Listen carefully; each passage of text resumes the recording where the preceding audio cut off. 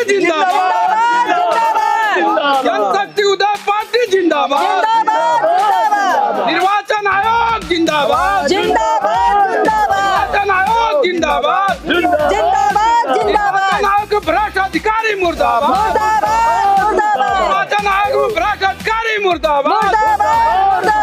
आवाज दो, आवाज दो, अभी तो अंगड़ाई है, अभी तो अंगड़ाई है, भारत माता की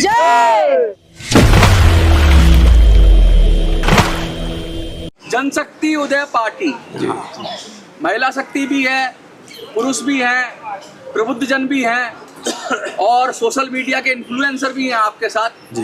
फिर क्यों जंतर मंतर पे आना हो गया आपको, क्या कारण रहा? पहले परिचय और फिर कारण।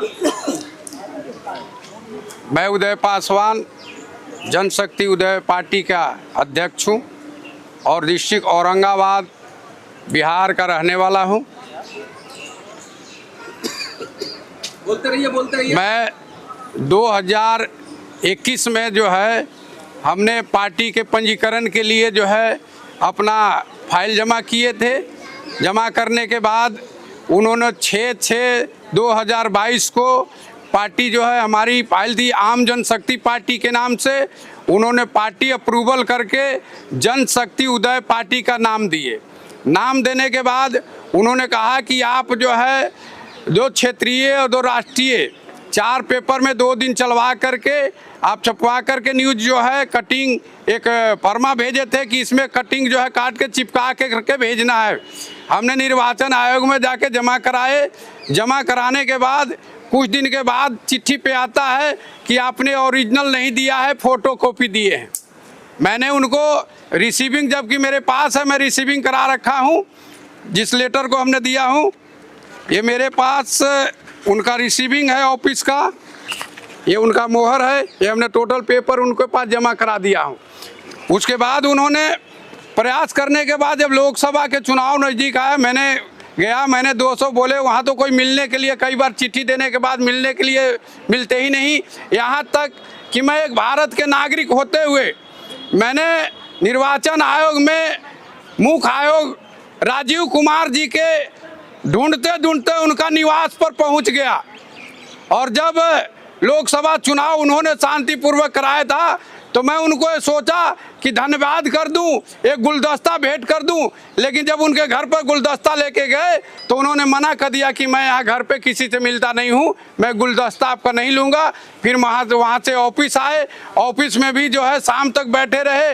लास्ट में 4 बजे जो है गुलदस्ता उनका आकर के एक जो है चपरासी आकर के ले गए। जब हमने कहा कि उतरते टाइम गाड़ी में जो है भेंट करूँगा, तब वो गुलदस्ता ले गए और हमने जितने उनके लेटर आया, लगभग 11 लेटर उनको आया। 11 लेटर के मैंने जवाब दिया पूर्ण रूप से, लेकिन बार बार यही आ जाता है कि आपने ओरिजिनल नहीं दिया, फोटो कॉपी दिया।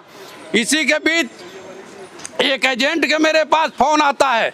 मैं निर्वाचन आयोग से पूछना चाहता हूं कि हमारा फाइल, हमारा फ़ोन नंबर निर्वाचन आयोग से एजेंट के पास कैसे पहुंचा। एजेंट ने मुझे फ़ोन करके बताया कि आप मेरे से मिलिए, बराखंबा रोड में आपका पार्टी का पंजीकरण करा देंगे। हमने कहा भाई बराखंबा रोड हमें नहीं देखा हुआ है। बोले आप दिल्ली गेट पर आ जाइए, उसका दिल्ली गेट पर घर है। जब वहाँ गए तो उन्होंने एक चिट बना के दिया कि ये आधार कार्ड, ये कार्ड हमको दीजिए और हमको 60,000 रुपया नगद दीजिए, हम आपको पार्टी करा देंगे। हम एक मजदूर का बेटा है, एक गरीब का बेटा हूँ। मेरा लक्ष्य रहा है जनता के सेवा करने का। मैंने माननीय रामविलास पासवान जी मेरे गुरु थे, बड़े भाई थे, उनके साथ मैंने 1990 से लग करके उनके साथ कदम से कदम मिला के चला। 2009 में हमने जो है उनसे कहा सुनी हुई, हमने पार्टी छोड़ दिया, जाके औरंगाबाद से लोकसभा जो है निर्दलीय लड़ा। 3 बार बिहार से विधायक जो है, 1 बार विधायकी, 2 बार जो है विधायकी, 1 बार संसदीय, हमने चुनाव भी लड़ा निर्दलीय।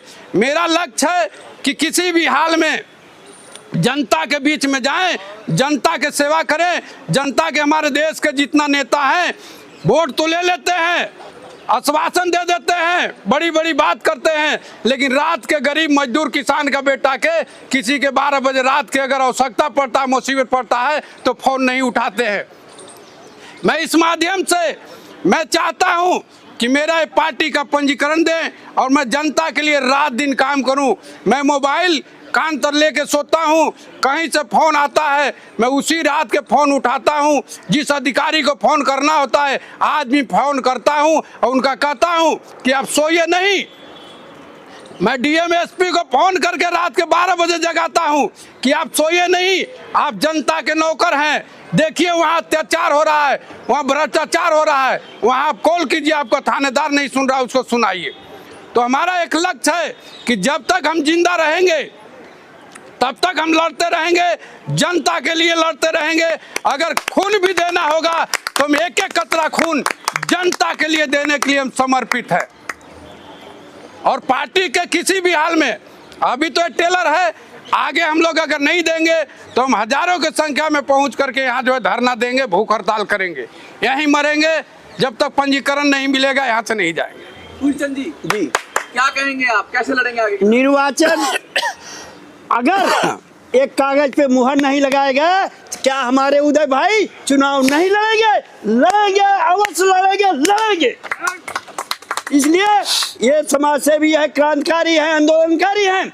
हर आंदोलन में, हर समाज सेवा में दिन रात जागते हैं और इन्होंने एक विशाल जनसमूह उत्तर प्रदेश और बिहार में खड़ा कर दिया, बहुत बड़ा स्तंभ जनसमूह का, कि आने वाले ये तूफानों से टकराएंगे, टंकारों से टंकार करेंगे और दिखा देंगे कि हाँ हम समाज सेवी हैं, जनबल मेरे साथ है, जनता का साथ मेरे साथ है। आप महसूस करिए कितने बड़े पैमाने से बिहार से चल करके पैदल आदमी आकर के उत्तर प्रदेश बिहार में एक जन समुदाय का एक बहुत विशाल स्तंभ करा करके एक जनशक्ति उदय पार्टी का गठन करके आज चुनाव आयुक्त को भी चैलेंज देने के लिए तैयार है निर्वाचन कार्यालय के कि हमारा सिंबल और हमारी पार्टी की जो है चुनाव चिन्ह घोषित किया जाए। आने वाले समय में लोकसभा हो या विधानसभा हो, पूर्ण शक्ति के साथ हम अपनी जनशक्ति के साथ चुनाव मैदान में उतरेंगे और जीतेंगे। इसलिए कि इनका मनोबल ऊंचा है। आज 14 फरवरी है, शहीद दिवस है, पुलवामा में हमला हुआ था। मैं उन वीर शहीदों को सच्चे श्रद्धांजलि से अर्पित करता हूँ, असुपूरित श्रद्धांजलि अर्पित करता हूँ। कहना चाहता हूँ कि इतना लहू ना बहता हमारे वीर जवानों का अगर हम उत्तर दे देते ऐसे ही भूचालों का। अरे हम मौन रहे, खामोश रहे, कांटों की पौध लगा बैठे, शांत शांत के चक्कर में आधा कश्मीर गंवा बैठे। मत कहो पड़ोसी मुल्कों से तुम आतंकी यादी बंद करो, तुम अपने मिमियातेश्वर को शेरों की तरह बुलंद करो। बस बहुत हो चुका। मैंने मोदी जी से कहा बस बहुत हो चुका मोदी जी, इन आस्तीनी सांपों को दूध पिलाना बंद करो। जिस दिन हम गोली का जवाब गोली से दे पाएंगे, ये आतंकी क्या साले इनके बात ठीक हो जाएंगे। तो मेरी बहुत सारी शुभकामनाएं उन वीर शहीदों के है कि आज 14 फरवरी है 2019 में ऐसी बीभत्स घटना घटी थी। तो हम आज जो है विशाल समर्थन में मातृशक्ति के साथ में आए हुए हैं उदय जनशक्ति पार्टी के रजिस्ट्रेशन के लिए। हम आश्वासन भी चाहते हैं, उम्मीद भी रखते हैं, विश्वास भी रखते हैं कि रजिस्ट्रेशन मिलेगा। हम भारत के कोने कोने में सभी विधानसभा लोकसभा सीटों से चुनाव लड़ेंगे। उदय पासवान जी, उदय का मतलब ही होता है कि खेलना या जागृत होना या शुरुआत करना। जी 3 साल हो गए जी, क्या लगता है कि शुरुआत हो पाएगी इस बार? बिल्कुल, शुरुआत अगर नहीं हुआ तो मैं निर्वाचन आयोग के गेट पर चाहे जान क्यों न देने पड़े, हम रात दिन वहीं गेट पर जाम करके सोएंगे। जो जा करके जितना इनका पुलिस का लाठी डंडा होगा हम झेलेंगे, अपनी जान दे देंगे, लेकिन बिना रजिस्ट्रेशन के हम जो है पीछे लौट के नहीं देखेंगे। हमारी पार्टी गरीबों की पार्टी है, हम सब जमीन से जुड़े हैं और हम ये चाहते हैं कि अगर हमारी सरकार शुरू होगी, बनना शुरू होगी, हमें पंजीकरण मिलता है, रजिस्ट्रेशन मिलता है, तो हम उम्मीद करेंगे कि आने वाले साल में, आने वाले चुनाव में अगर हम जीतते हैं, हम पार्टी में आते हैं, तो हम अपने जैसे लाखों करोड़ों को आगे बढ़ने का मौका देंगे, क्योंकि हमें पता है कि ज़मीन से जब हम उठते हैं तो हमें कितनी तकलीफ होती है, लोग दबाते हैं, उठने नहीं देते हैं। 2021 से सर इतने दिन से परेशान हैं, पंजीकरण के लिए जितना भाग दौड़ कर रहे हैं हम देखते आए हैं। हम उम्मीद करते हैं आज शहीद दिवस पे हमारा भी, जैसे उदय जी का उदय पार्टी का नाम है जनशक्ति उदय पार्टी का, तो हमारे इस पंजीकरण का भी शुरुआत हो और आने वाले 2025 में हम लोग भी एक पार्टी बन के उभरें। और आप लोगों का सहयोग चाहिए आने वाले, जैसे आज हम इतने लोग आए हैं, आने अगर नहीं ये काम होता है, हमें पंजीकरण नहीं मिलता है, तो ऊपर वाला करेगा कि हम हजारों की भीड़ में यहाँ आएंगे। और बस आप लोगों का सहयोग चाहिए। धन्यवाद।